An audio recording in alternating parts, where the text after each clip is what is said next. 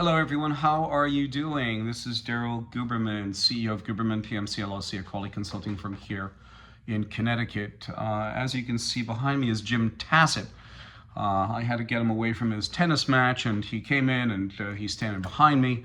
He's the CEO of Lockheed Martin. Today, this is a very important video, like many of them are, but this is very important because I need your help because I have no clue now. This is like, in quality, I've been involved with quality for 40 plus years. And, there are actually actionable controls that we have to have in the system. I know when I worked in aerospace, we had the process specs, the bond controls, the riveting criteria, and you have to bring all of this in together and homogenize it together, the actionable controls to mitigate any sort of quality escapes, as they use the term escape, meaning actually breaks down for those people who don't know what the word escape means. It means rejections. If you don't have a process control in this, you keep on having rejection after rejection after failure after failure. The reason why we bring Jim Tassett in here is because most recently there was an article concerning on the 801st F-35 aircraft. They still have rejections up to including loss of aircraft and loss of pilot after 800. So I'm asking you, ladies and gentlemen, those in every sector, please respond to me. Let's get some dialogue going because right now this is a mess. I think, when the ISO standards too are supposed to take all those process specs, bond controls, everything within that system and homogenize it together and bring quality to the forefront rather than behind. Okay? This video today is about Underwriter for IAF and ILAC.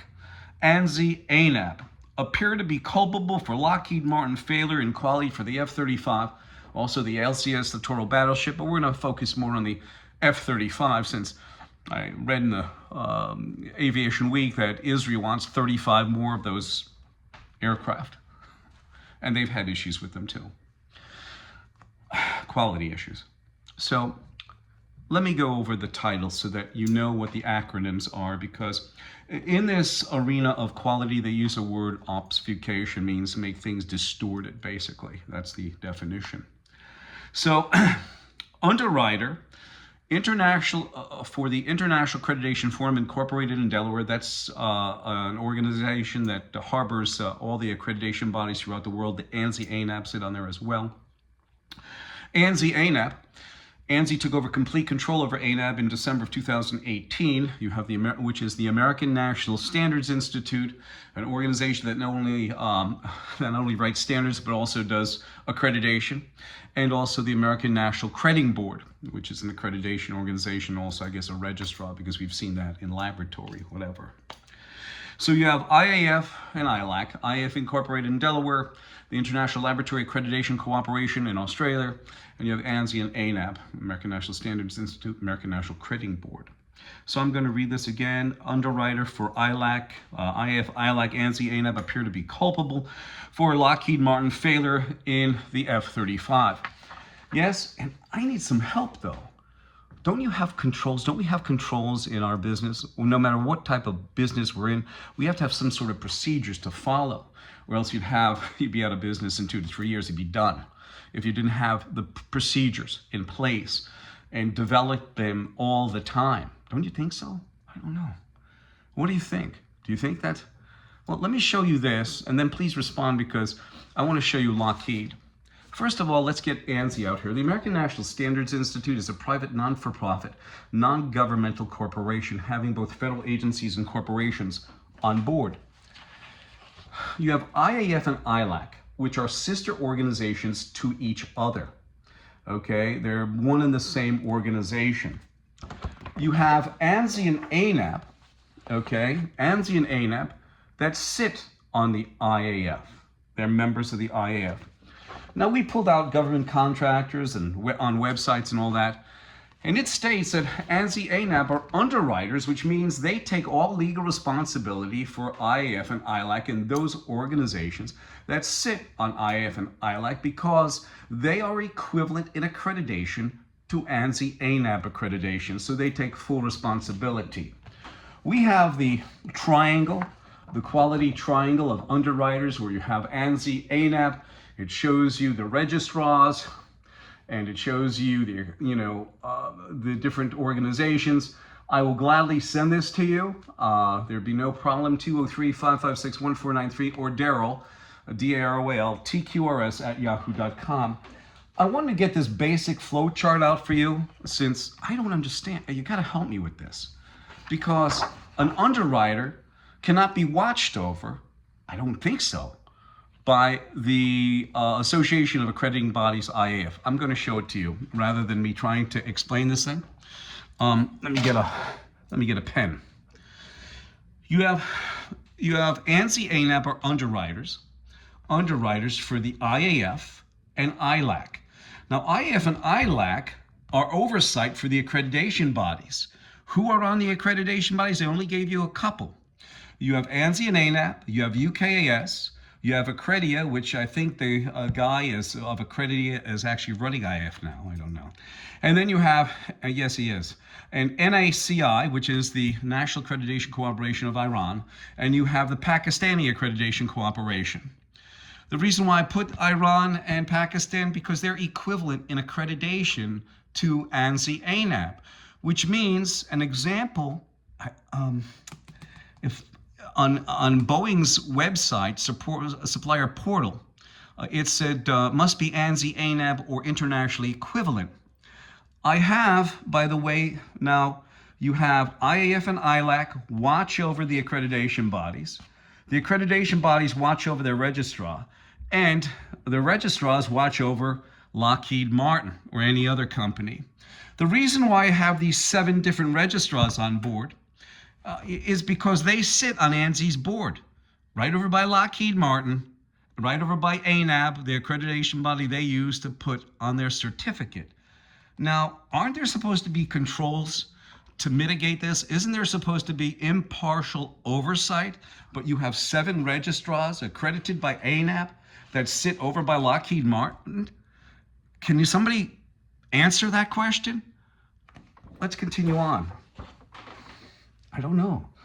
It's, you have Lockheed Martin. I know this is an older procedure. Please forgive me, but they are on there still, even to this day. This was from 2012. It says ANSI-ANAB as their accreditation body required, because Lockheed, you'll see. You have Lockheed Martin that sits via the International Aerospace Quality Group. Okay, the IAQG, they both sit together on here. The Lockheed sat on the IAF, at least between 2015 and 21, when they were watched over by a communist national who was given leadership of the IAF from 2015 to 2021.